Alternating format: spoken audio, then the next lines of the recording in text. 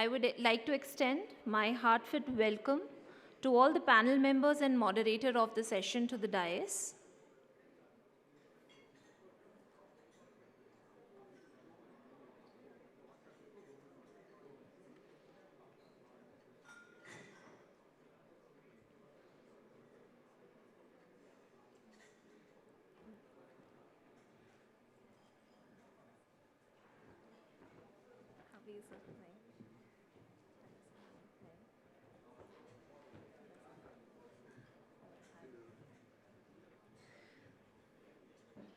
I request our moderator, Mr. Ravindra Singh, Indo-German Biodiversity Program Director, GIZ, to moderate the session. Thank you. Thank you so much. Very good afternoon. I am really pleased to see so many participants still interested in the topic. Post-lunch session, rainy Delhi. Still you are there, so that's a very good sign.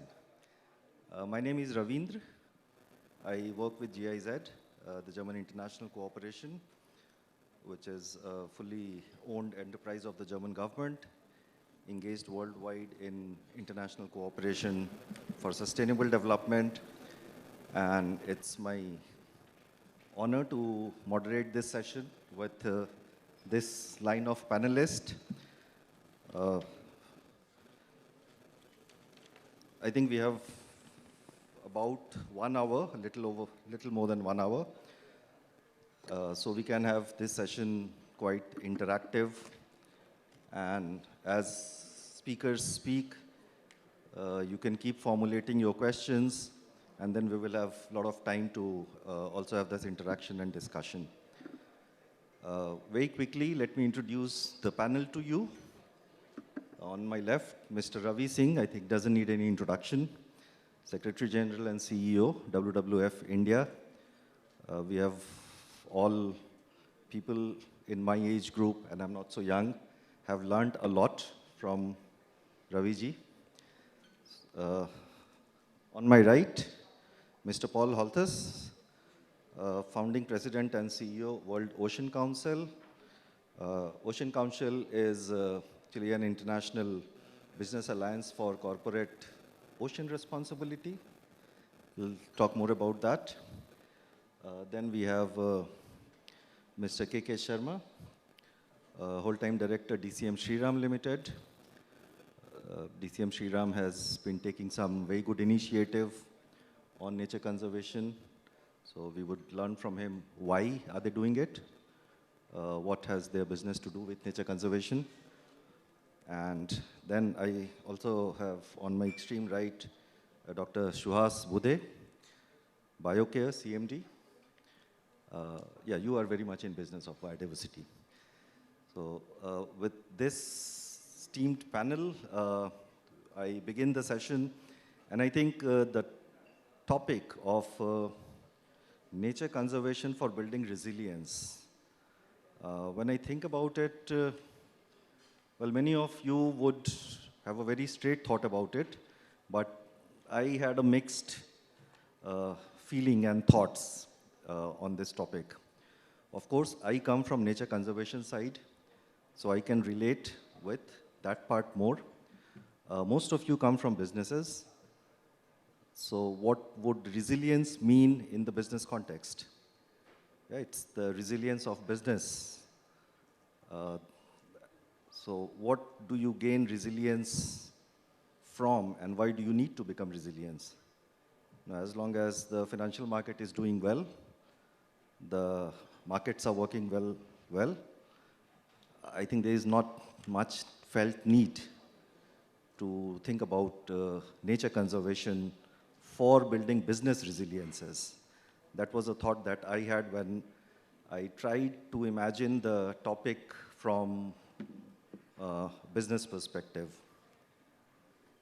But then the other thought is also that I think none of us are disassociated in our economic activities from nature.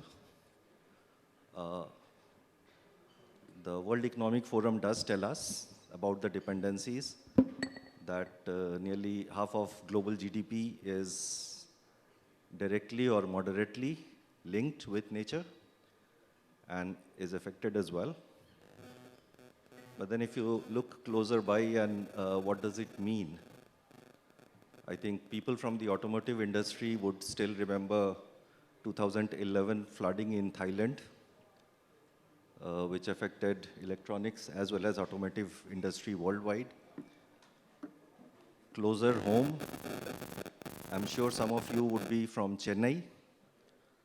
When Chennai flooding happened in 2015, I think one of the most affected sector was IT, because incidentally, the IT industry in Chennai is sitting on a reclaimed marshland.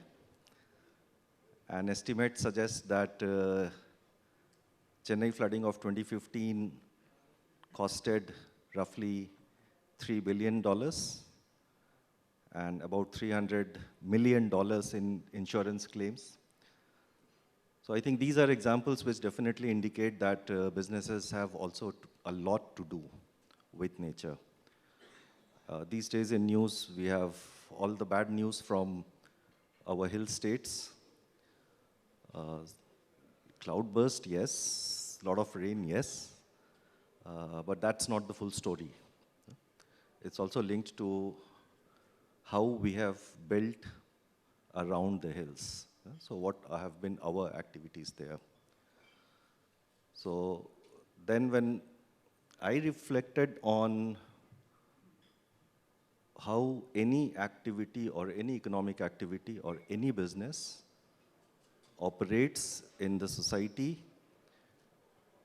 for sure, I think not just half of the world businesses and GDP, but every business, every economic activity has either direct dependency or indirect linkages or exposure to nature.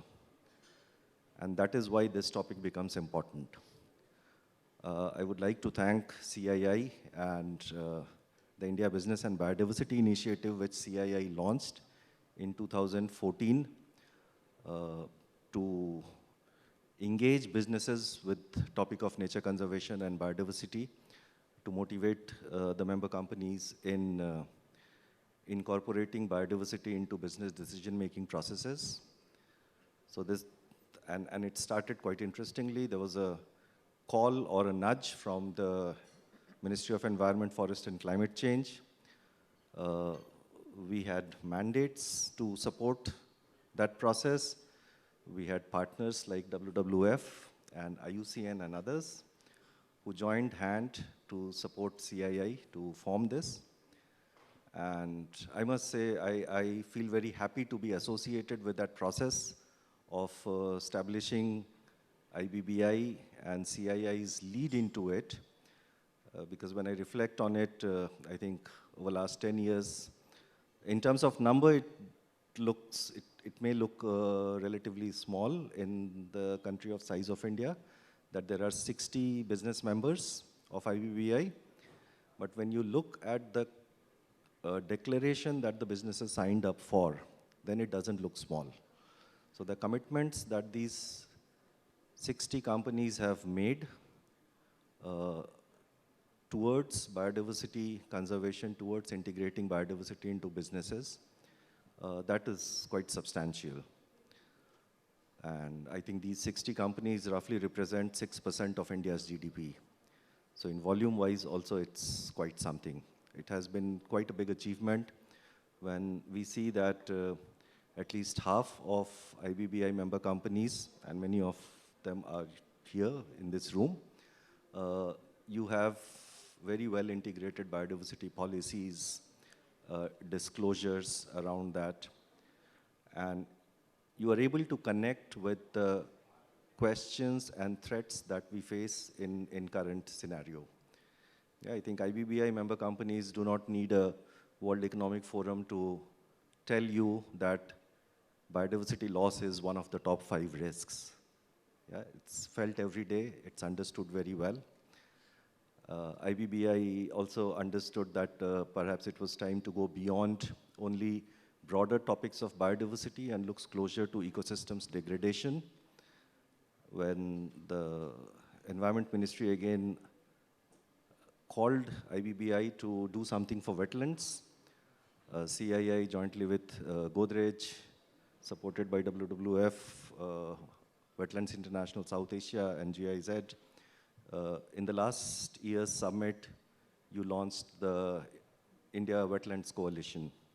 So that is taking shape, and I'm also very pleased to report that this year the plan is to engage and create partnerships around Ramsar sites in India.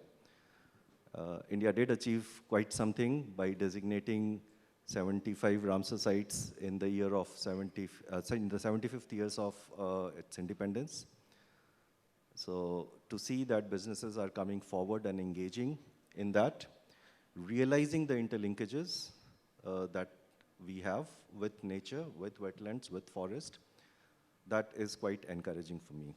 So I do see a context of this topic, and I would like to first go around the panel to get first impressions and insights that each of the esteemed panel members bring in from their experience and from their background on this topic of building resilience through nature conservation. I would first like to invite Mr. Ravi Singh on my left. Sir, we would be always pleased to listen to you. Thank you very much. Thank you for inviting me, and thank you for the introduction.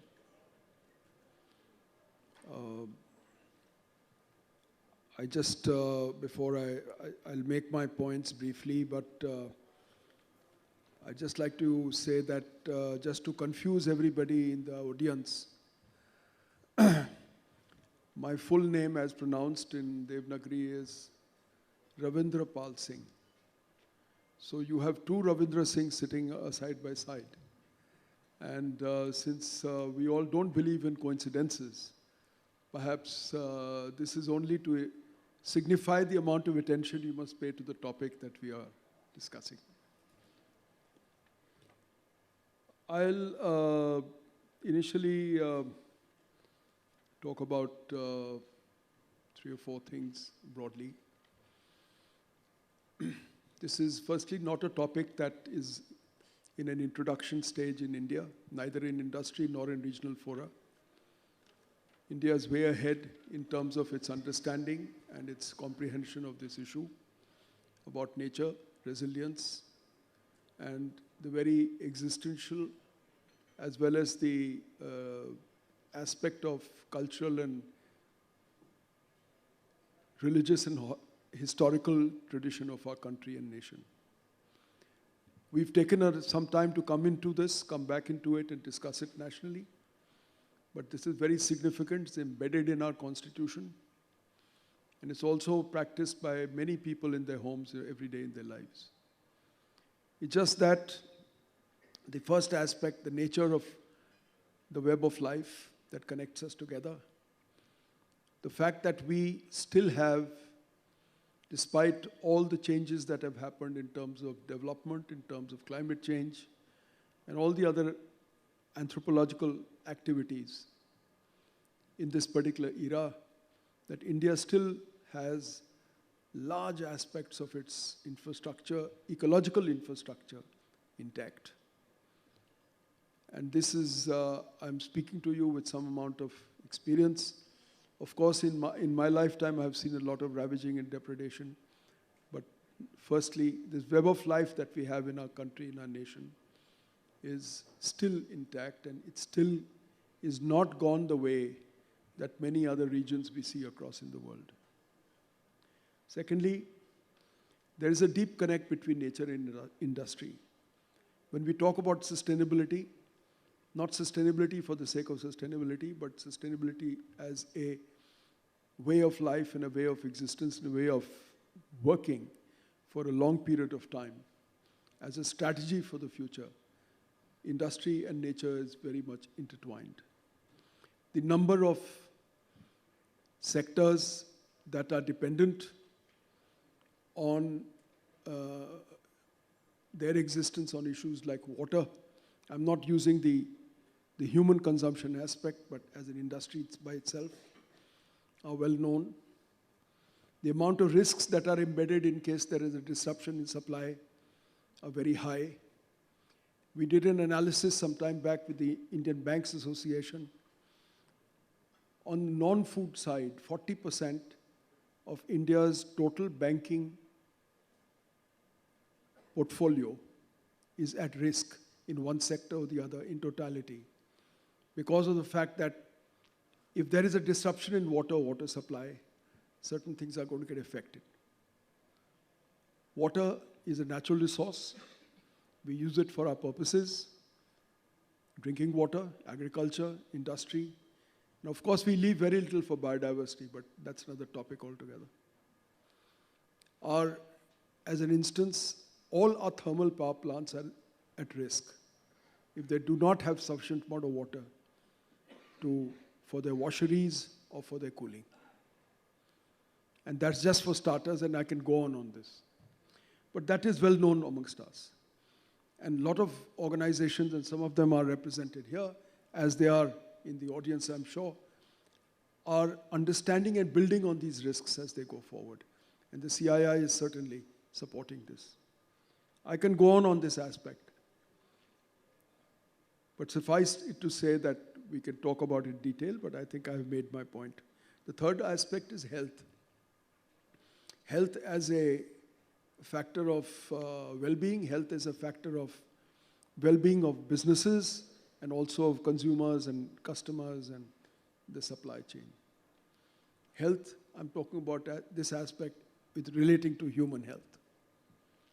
And you will hear more of this as we go forward, because now we have a connection on the issue of One Health, which actually starts from the environment, moves on to corridors of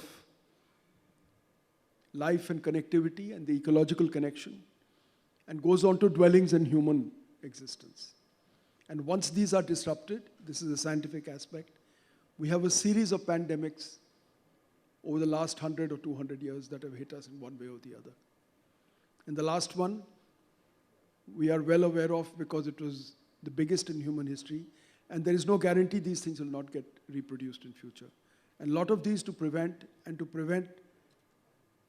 them in a positive way is to create that resilience in infrastructure of nature. Yeah, again, I can talk a lot more on this. The third is the aspect of capacity. The fourth is the aspect of capacity. Capacity of institutions, capacities of those who can understand what this is and how to take that forward. We are not building sufficient capacity today in our institutions to build the knowledge base of institutions in these aspects. Because you cannot, if you understand biodiversity and the environment, you can't retire and move on. That knowledge is the only continuum that you have. Therefore, it requires more and more people with a throughput who can work and serve in these sectors, in these industries. And to some extent, the CII has, I'm taking this name again, has contributed through the IBBI that was mentioned recently, through their Center of Excellence that deals in aspects of sustainability, and in knowledge management. And organizations like mine, as others who are represented here, also do the same. India's ahead on this, I can just mention that again, not because of awareness of knowledge, but also the amount of work that's going on to understand this. I hope we are able to collate all this work together and make for a difference. We mentioned floods and this whole ravaging that takes place. So building a resilient infrastructure is an important aspect. Looking at nature or a forest by itself as an aspect of infrastructure is also as important, because that is what makes for a difference. Sustainability and its solutions going forward as a way of employment in India, where the possibilities are huge, is another aspect. And the fact that sustainable water supply comes from your natural areas, from your glaciers, forests, and the way it cascades across the entire length and breadth of India in a natural way needs to be maintained in a way that it can sustain itself. And we have not even started to talk about air quality and soil quality and all that at this point of time.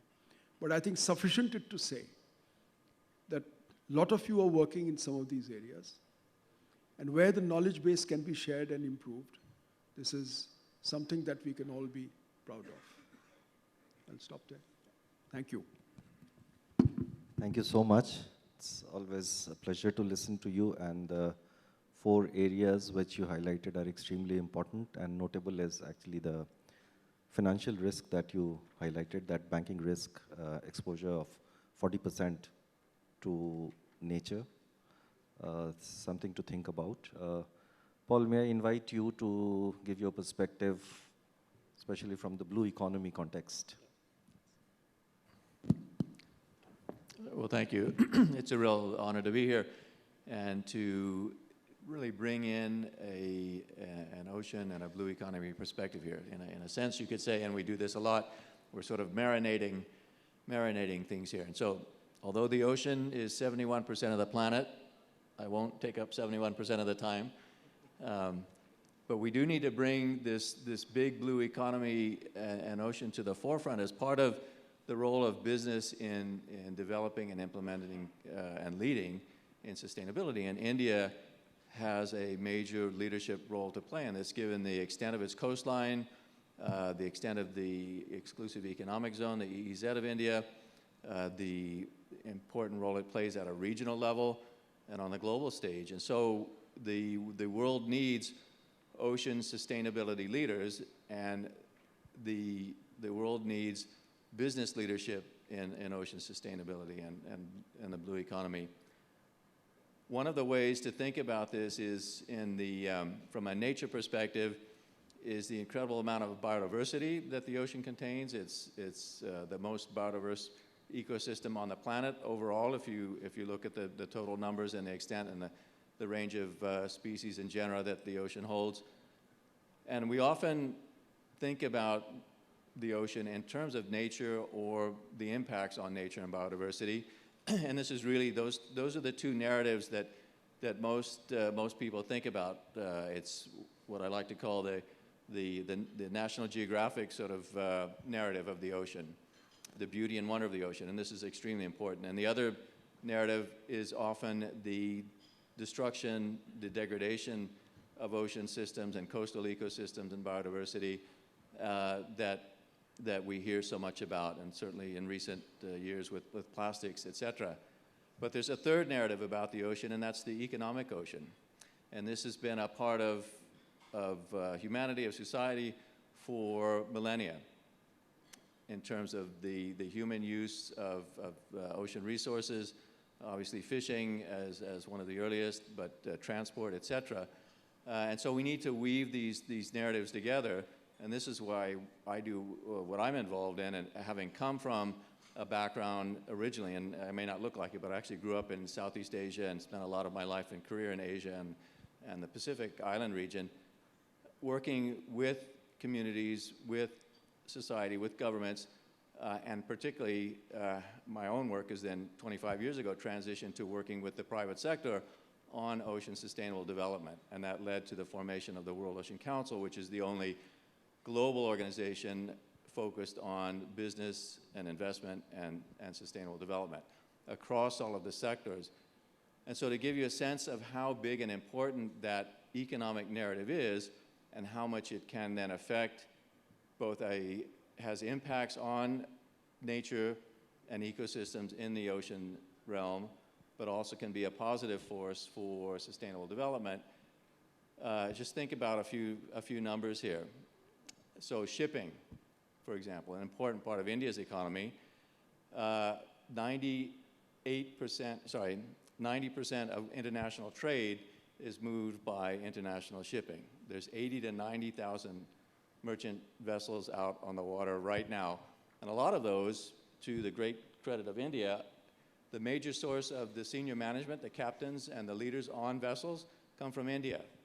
There's an incredible role to play in terms of the personnel the professionals who are out on the ocean, a lot of them are from India. Let's talk about another sector, fisheries. Huge part of India's economy, along with aquaculture. Wild capture fisheries and aquaculture account for an enormous portion of the protein that's available in developing countries especially. And it's a big part of global trade in food, and some enormous opportunities to be transitioning to more sustainable seafood production, both wild capture fisheries and aquaculture, to continue feeding the planet and also contributing to, in a way, to carbon sequestration through what's called blue food now. One of the other key sectors is telecommunications. So all of you that are on your mobile phones right now, your smartphones, you're part of the ocean economy. 98% of internet traffic, international internet traffic, goes via submarine cables. There's 1.2 million kilometers of submarine cables that link all of us. So I can go on. There's many other sectors, tourism, ports, of course, a huge important part of India's economy. But suffice it to say, this is a critical part of the global economy, $24 trillion worth of economic activity overall, $1.4 trillion worth of direct economic value created each year through the ocean industries. And importantly, there is movement in all of these sectors by leadership companies to address their impacts on the ocean. And this ranges from the pollution impacts that many of you would be familiar with, from oil pollution, et cetera, the plastics issue, the involvement of port reception facilities to ensure that ships can offload the different waste streams they have into proper facilities. In the fishing industry, a lot of great progress has been made in different parts of the world on achieving sustainability or moving towards sustainability in the way fish are captured and processed. Aquaculture, the same. A lot of challenges in all of these industries. And one of the key points here is about the need for collaboration. If we think about the ocean, and we always say ocean in the singular, it is one global connected up ecosystem. And it's also one global business ecosystem. And so we work at the World Ocean Council to bring together the leadership companies in those different sectors that I've mentioned to collaborate on these cross-cutting issues that are affecting the future of the ocean and the future of the planet by looking for the synergies, reducing the conflicts between sectors, and really helping create the leadership across the sectors. And I'll just finish by mentioning a couple of key pieces in relation to resiliency and linking the ocean and the climate change priorities and agenda. So the ocean has got tremendous potential to be a part of what deals with our climate crisis. We would all be cooked if it wasn't for the ocean already. The ocean has absorbed 25% of the heat that's been generated during the industrial age already. We didn't ask it to do that. We didn't make it do that. It's been doing that for us. So we can all thank the ocean for that and for providing 50% of the oxygen we breathe through the enormous biological productivity in the ocean. And these also then provide some incredible opportunities for addressing climate change. The biggest, and if you take away one message from me about the ocean, it's this: the biggest and best opportunity we have for carbon sequestration on the planet right now, a nature-based solution, is through carbon sequestration in the ocean. I think we've all heard about, hopefully, blue carbon, and more generally about the opportunities for nature-based solutions to sequestering carbon. Let me give you a small graph to think about. The forest can sequester about this much carbon. Terrestrial soils about this much. Blue carbon, the coastal ecosystems, mangroves, which India and South Asia has an enormous amount of, maybe this much. Carbon in blue carbon, coastal ecosystems, mangrove, seagrass, etc. The ocean, open ocean, this much. The only gigaton scale opportunity for a nature-based solution for carbon sequestration is in the ocean. And let me add just one other climate and ocean piece here in terms of resiliency. And this, you've mentioned flooding. We also have across the world, particularly in small islands where I've done a lot of my work, and I've spent a lot of time, increased frequency and intensity of cyclones and hurricanes. The resiliency of port and coastal infrastructure is critical to coastal communities, to national economies. This is something that's also an imperative for the global economy and for those local, the local ecosystems and the local economies. And this is something that resiliency and nature-based solutions, again, with the restoration, the maintenance, the enhancement of seagrass beds, coral reefs, mangroves, provide natural barriers to those impacts of flooding, of storm surges, et cetera, from those extreme weather events that are becoming more frequent, more intense due to climate change. So we need to work across what we call a gray, green, blue level of infrastructure development and resiliency. Gray meaning the hard built infrastructure, the green infrastructure of those natural systems such as mangroves, some of which then, as mentioned, have a blue carbon potential. So there's some important linkages there for economic development, responsible economic development in the coastal zone and out into the ocean with nature-based solutions, and ensuring that we are working with nature to enhance and maintain the role of the ocean as a part of the resilient planet that we need. Thanks. Thank you so much, Paul. I think your small input would trigger a lot of questions and interest in discussion. Let me get to Mr. K.K. Sharma. Briefly, sir, in 5 minutes or so, your perspective from a company engaged in different operations and business, what does this topic mean? Thanks, Ravi. I think, first of all, I would like to thank CII for giving me this opportunity to share our experiences in terms of biodiversity and ecosystem. Resilience through nature conservation it is something which I feel is very important for not only industries but as an individual also. Why it is important? Because hardly there is any industry which is not using natural resources. So it really banks upon more responsibility on industry as well as an individual also. So that's what is my feel, where I think the corporates have to really act upon rather than simply stating in terms of the statements. So with that, just let me first of all introduce about DCM Shriram, our businesses. We have 3 verticals. One is the agri-rural vertical, which basically is into agri-inputs as well as sugar and distillery business. The second vertical is a chlor-vinyl business, which is more of chlor-alkali products and cement and fertilizers. And the third one is the Fenesta business, which is other products which are related with the value-added products. And with this, the very first business, which is more into the agri-rural, is directly banking upon the natural resources, which is from the sugar cane. Our sugar is getting produced.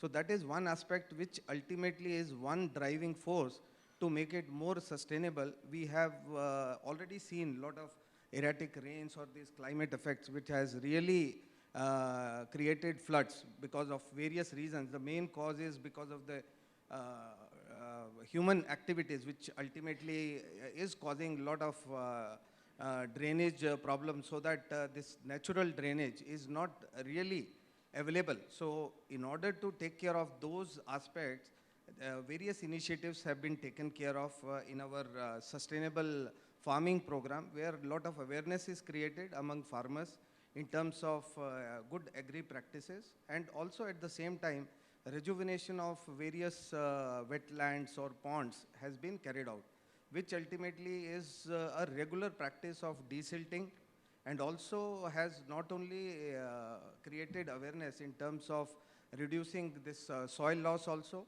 but at the same time,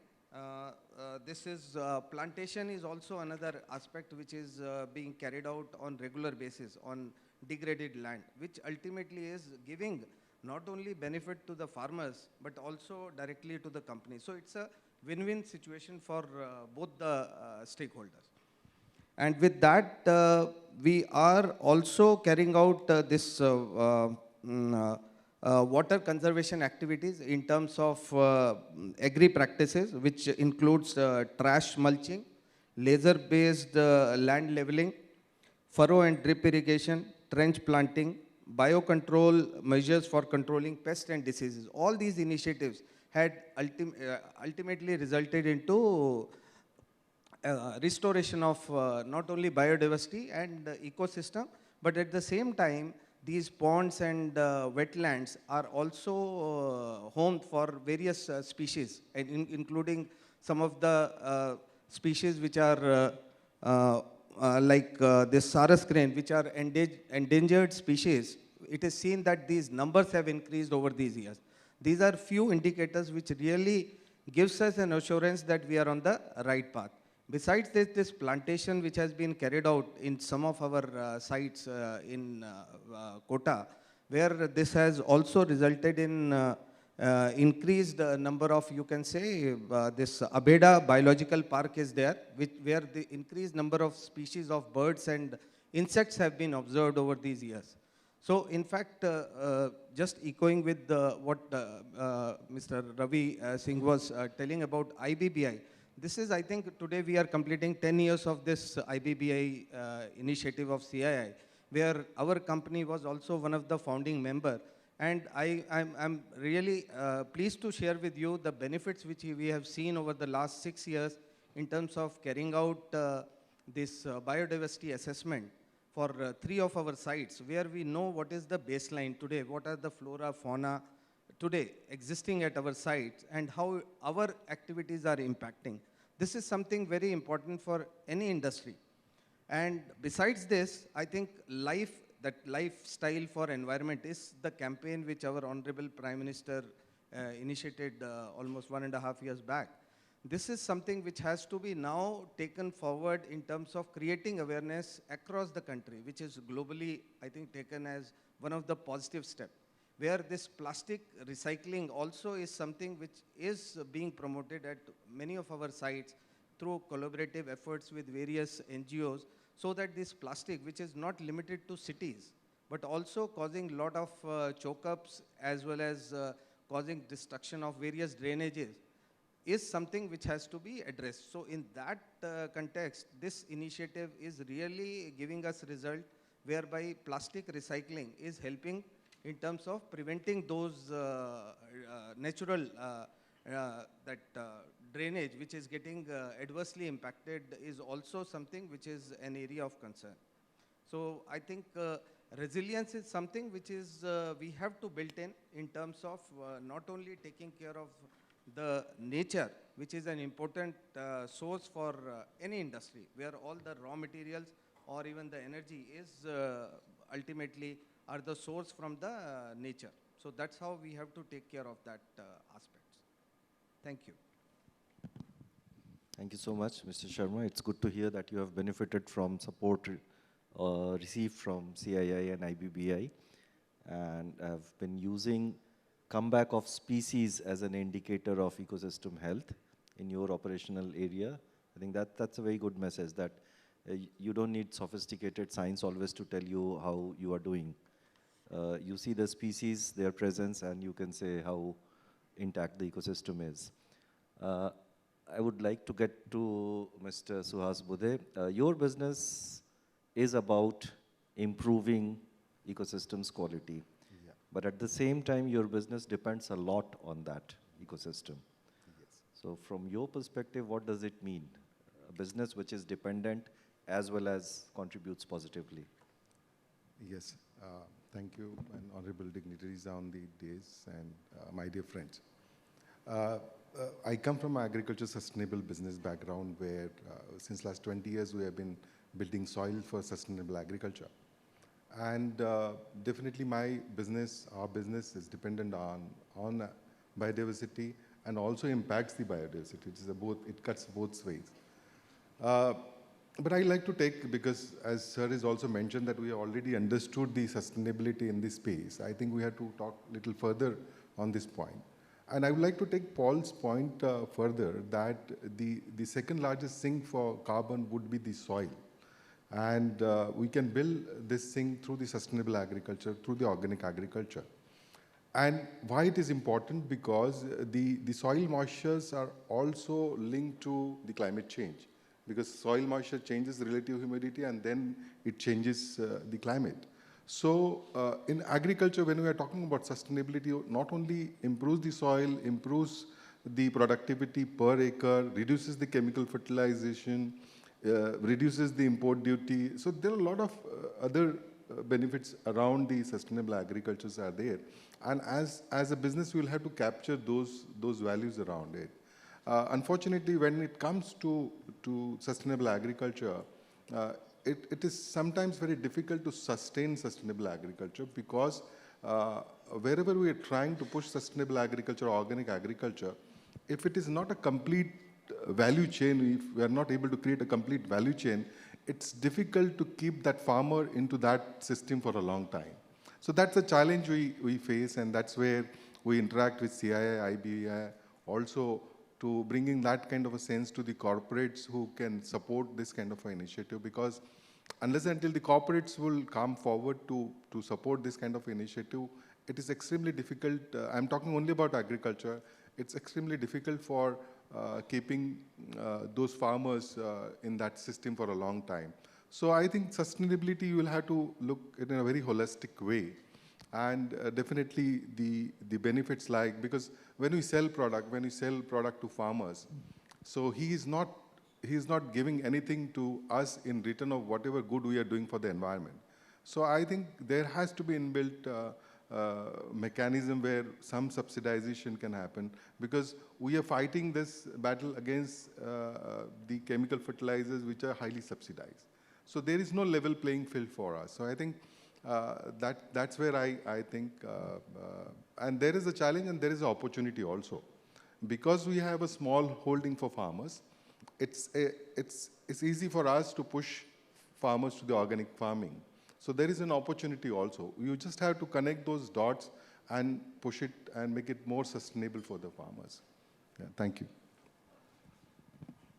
Thank you so much, Subhasji. I think, yeah, that's an interesting perspective, that while certain subsidies do pose a challenge to move towards sustainability or certain incentives, but the incentive is also derived from reduced costs, which we observe in many crops that's there.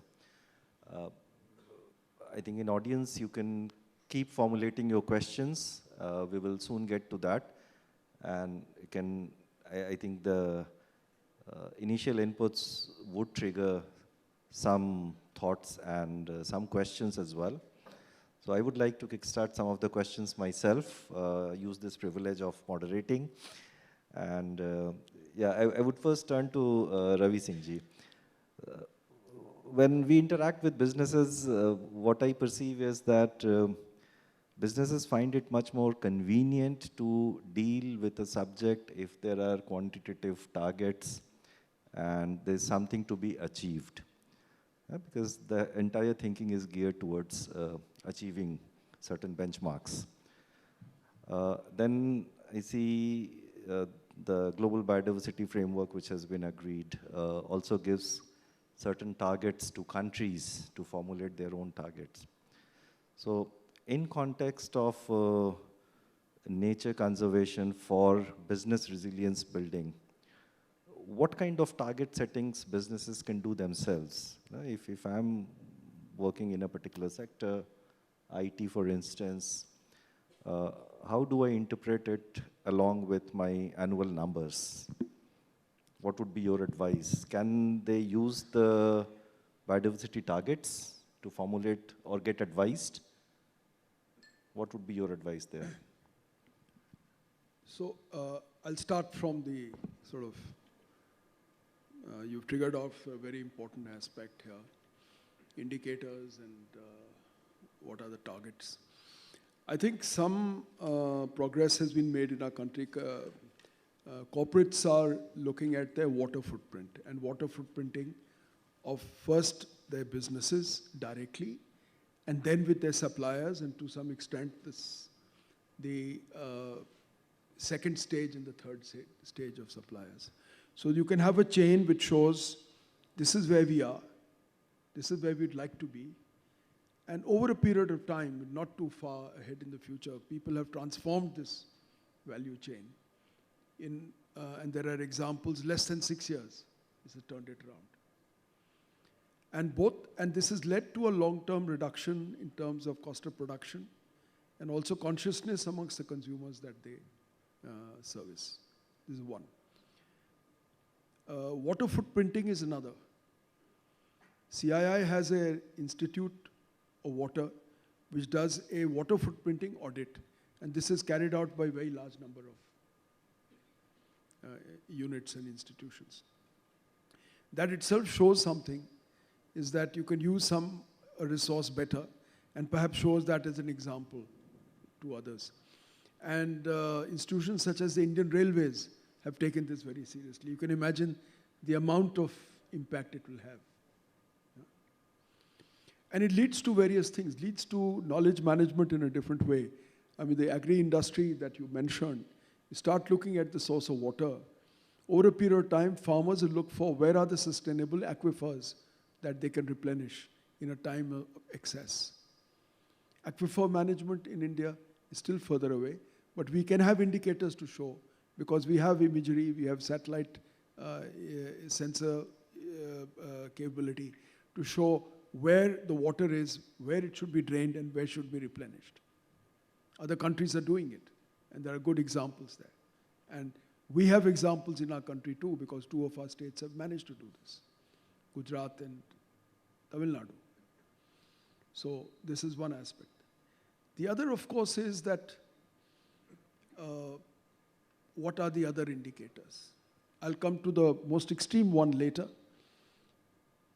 But if we are able to, say, reduce our carbon footprint from where we were to where we want to go, to reduce the amount of heat that we use in conversion of metals into finished products, for instance, steel, where work is already going on, blue steel is being mentioned.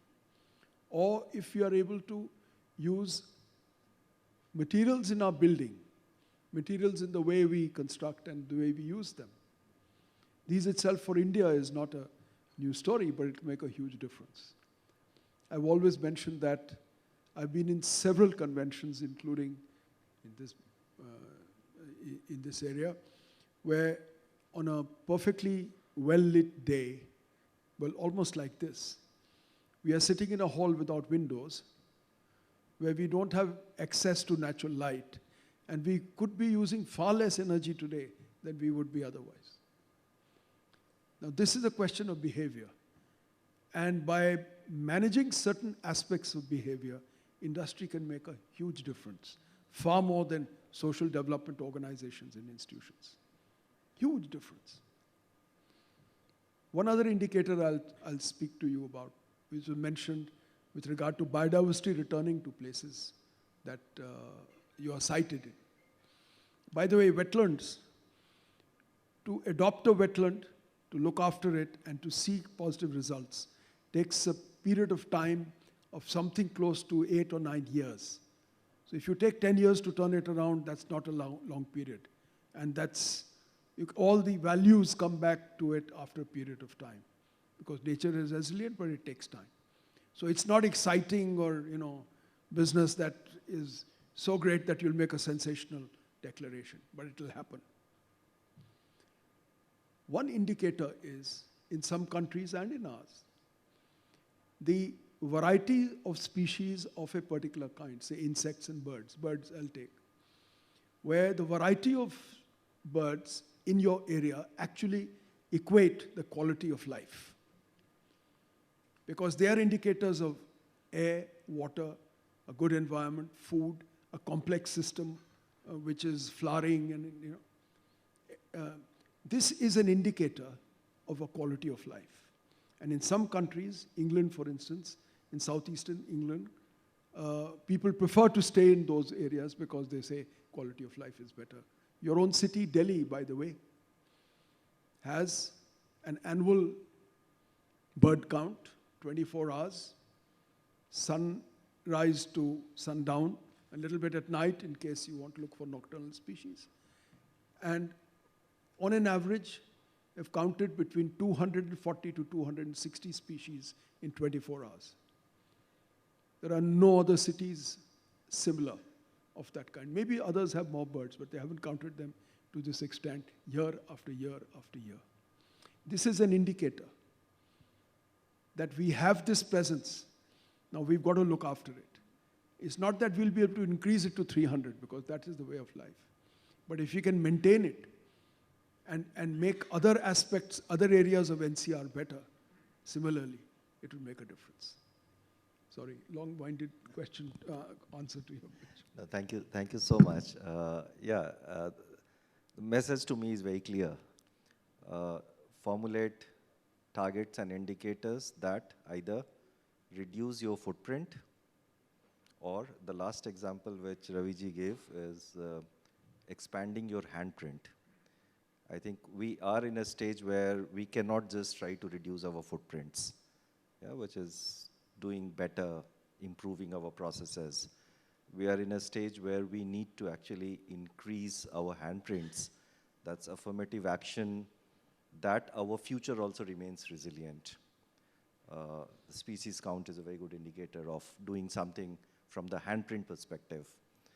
So thanks for that. I'm sure it would have triggered some questions and thoughts. Let me turn my next question to Paul. Paul, generally, these colors are quite interesting, the way terminologies are formulated. We talk about green economy. Immediate perception is, that's sustainable. Yeah? We green our business, we green our infrastructure. And then comes the term blue economy. So first impression is that it must be sustainable. But we know that in the blue or in ocean, all the opportunities that you said ocean provides for mitigating climate impacts or climate risks as well, actually get affected by activities carried out in blue economy. So blue economic activities tend toward reducing the resilience of ocean and coastal ecosystem to protect humanity. While we know that is also most biodiverse ecosystem that we have. So how is the global policy formulation happening now to, on one hand, reap the benefit of blue economy, that yes, it still is relatively small, just about 2.5% of global GDP. So there is huge opportunity for economic growth, and that is what we as societies are looking at, that there is still a lot of untapped opportunity in the oceans, which also throws up a lot of questions in terms of biodiversity, in terms of collapse of certain species in ocean. We have seen collapse of seagrass beds in many areas. So most of the economic activities are actually creating negative impact for sustainability and future resilience. So what kind of global policy formulation is making progress to safeguard that? And how could Indian businesses who are invested in blue economy operate in a way to remain relevant and resilient in future? Well, not a simple question. A lot of pieces to that. So, I think we're seeing that there's an increased recognition of what are the impacts of different ocean economic activities. And as I was mentioning earlier, leadership companies moving forward, and this relates to the last question in terms of voluntary efforts and commitments by companies. One of the big challenges in the ocean space, particularly as you move further offshore, is that companies need to take responsibility for their actions and for their impacts, partly because we are never going to have the ability to directly monitor and report on what's going on with each piece of ocean economic activity. In fisheries, some fisheries in some countries, there's observers on those vessels that are undertaking a very difficult and dangerous job to actually watch what's going on.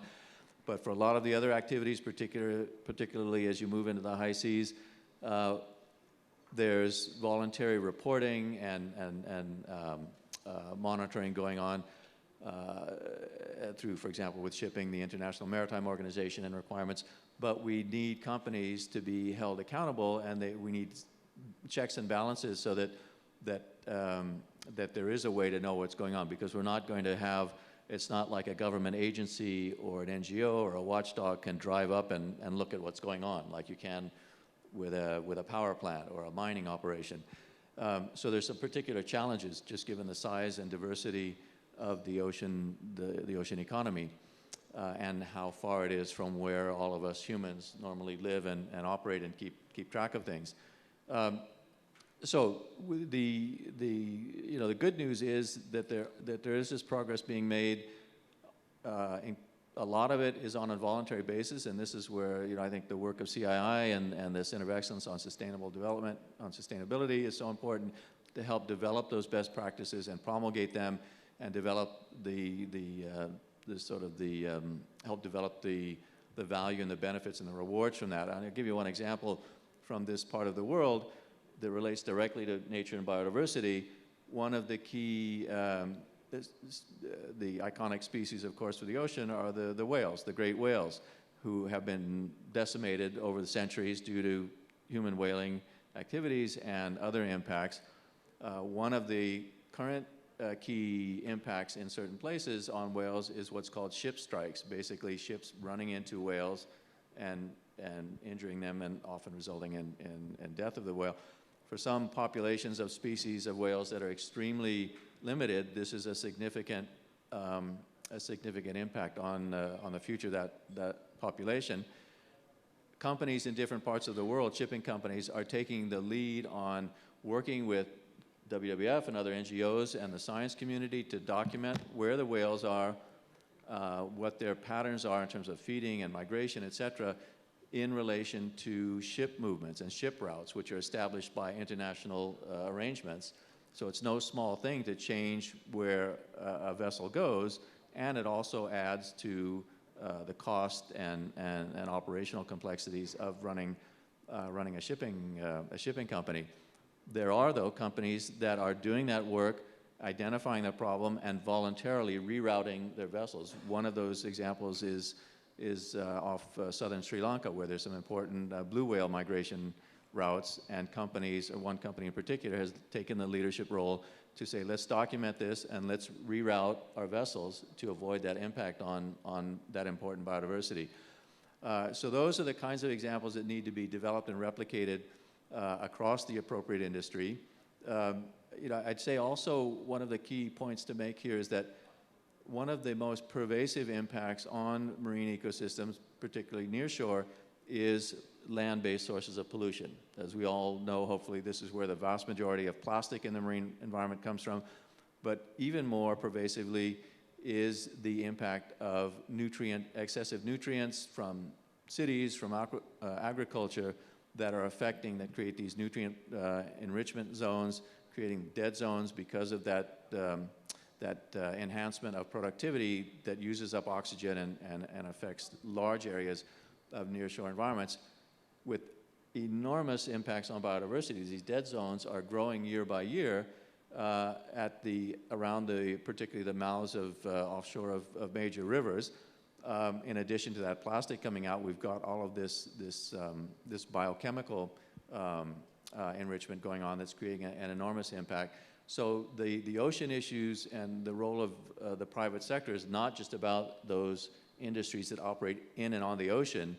It's also about large, diverse, and diffuse industries such as agriculture, and much also with concern to point source pollution, so waste management in coastal cities, that need to be taken into effect in terms of dealing with biodiversity impacts in the ocean space. And those are large, complex challenges, but really important if we're going to continue to have those ecological ecosystem benefits from the ocean that I was mentioning earlier in terms of oxygen production and heat absorption.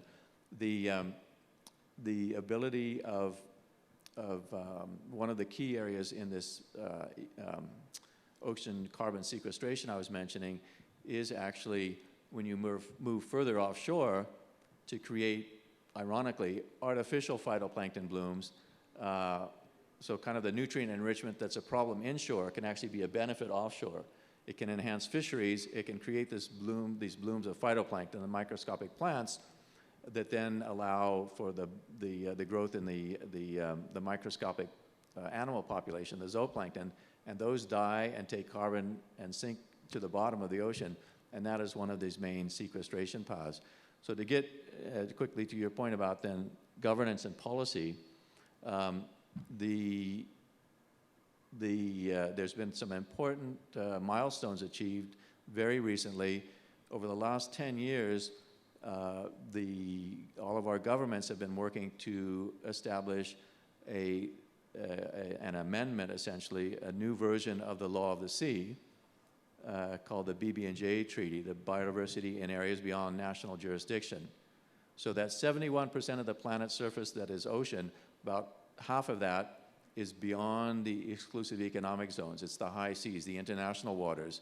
And now, due to a lot of work by a lot of people over the last 10 years, we have a treaty, the High Seas Treaty, that will allow for area-based management. So creating marine protected areas, management zones, and also, to get to your point about impacts, this High Seas Treaty has as one of its other so area-based management, and the second one, environmental impact assessment.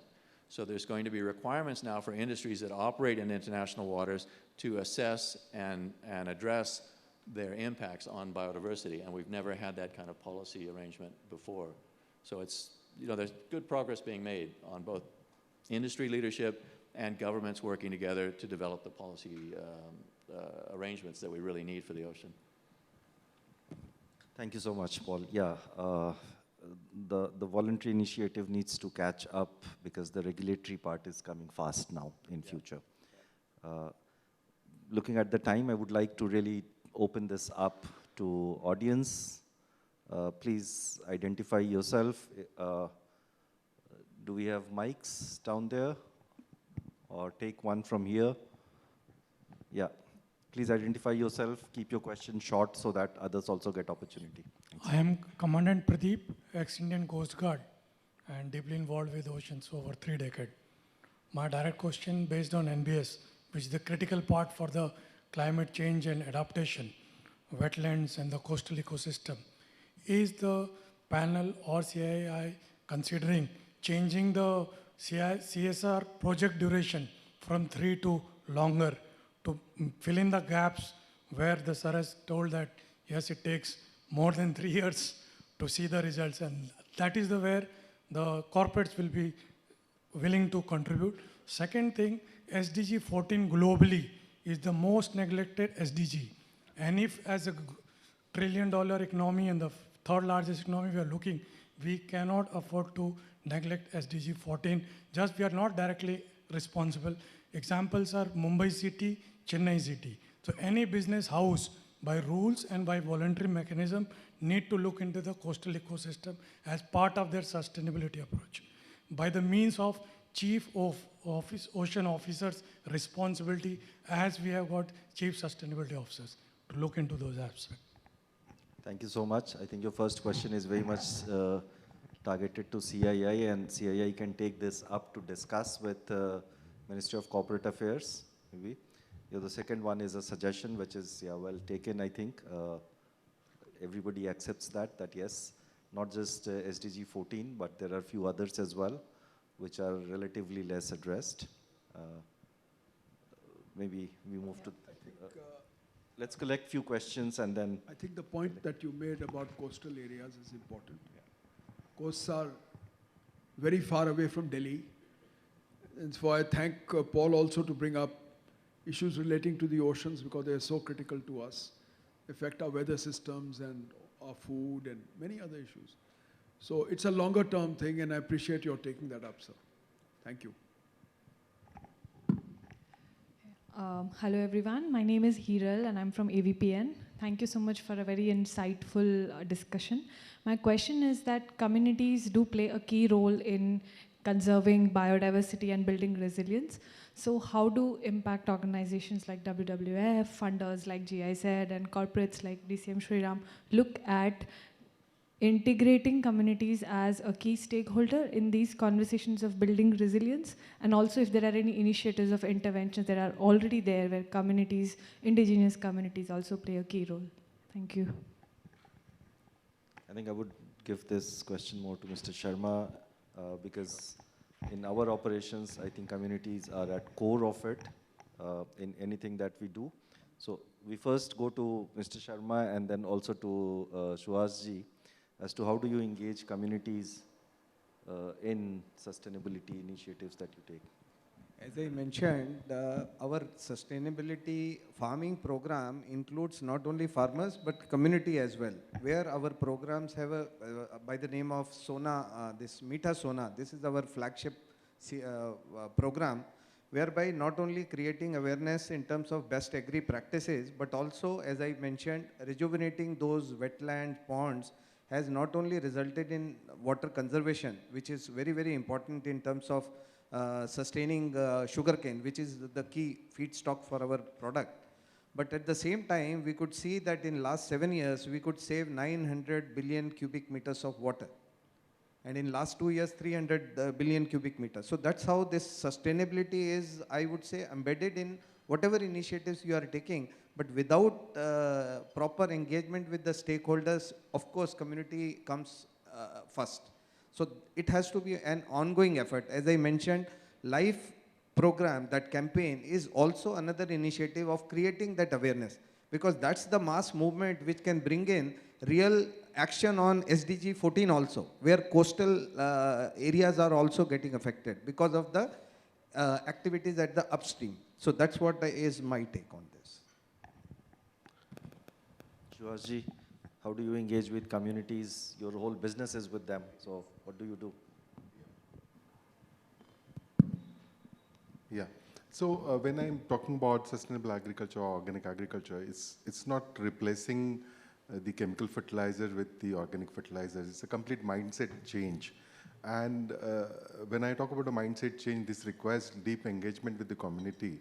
So as a company, we do a lot of things with them, sensitizing them about the benefit of the sustainable agriculture.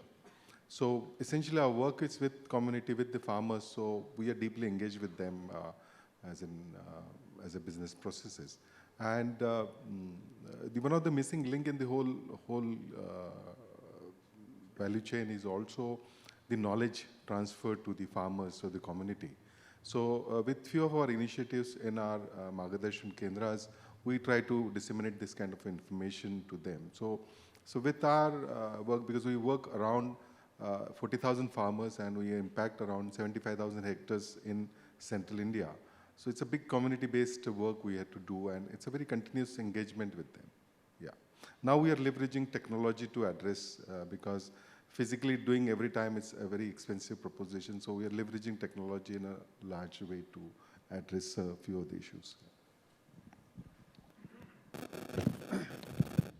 For some of us, I can talk about my organization since its beginning, since the very beginning of the time we started our work. Communities have been part of our engagement, and it actually forms the core of our work. But I think sitting in this forum, it's important to say that engagement with communities needs to help them to improve their livelihoods. And the way to help them with the livelihoods is to see what is possible, to connect them with the market, to connect them with issues like pricing, to see that they're, they're not the end of any subsidiary impact. They have a way and an alternative for the changes that are happening. People have undertaken training to improve their their ability to go into different jobs. Some have succeeded, some have not, but it has made a difference in where it has. Yeah. But that could be the role that a lot of people here also could help to play. I think the entire impact on the farming community and the ones that we're mentioning, small farmers that are connected directly to commodity markets and cash crops. These are huge contributors to the question that you have placed. And they are also important segments that form the value chain of our whole economy. After all, but the agrarian economy is very large and they form a very important part of it.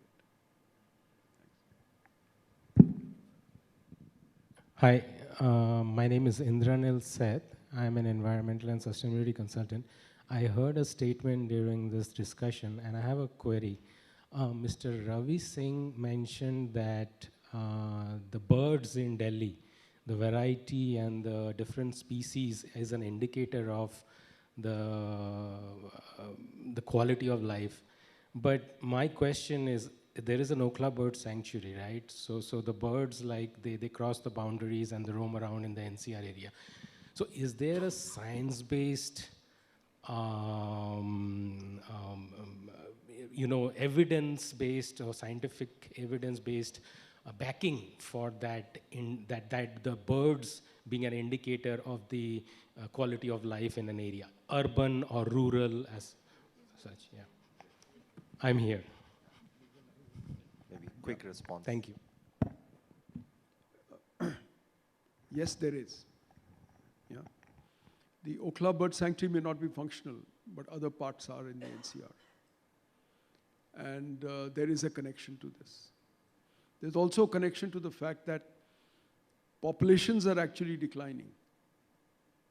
But the species do occupy spaces that are indicators of some aspect. For instance, the complexity of food, the complexity of what they eat, and that shows around all along the food chain that there would be nourishment for them at one stage or the other, and that's important for the entire web of life. If you're interested, there's a launch tomorrow of something called State of India's Birds at the India International Center. Parts of it is dealing with this actual aspect. Not all of it, but quite a lot of it. And be useful. And also, if you're not there, you could read the report which will be launched there. Some of this aspect is in that. Thank you. Thank you so much. I think time is running out and we have to move on to other things as well. I hope some of the inputs and insights would trigger more reflections. Maybe there are many more questions and you can talk to the panelists in the break or when you catch them around or over emails. Please feel free to reach out to any of us, including me, if you have certain questions which we could respond. We'll be very happy to do that. I thank you all for joining in. That was the whole purpose, to trigger some discussion there. I would like to thank my panelists here on the dais for their insights and sharing experiences. Thank you all. With this, we close the session.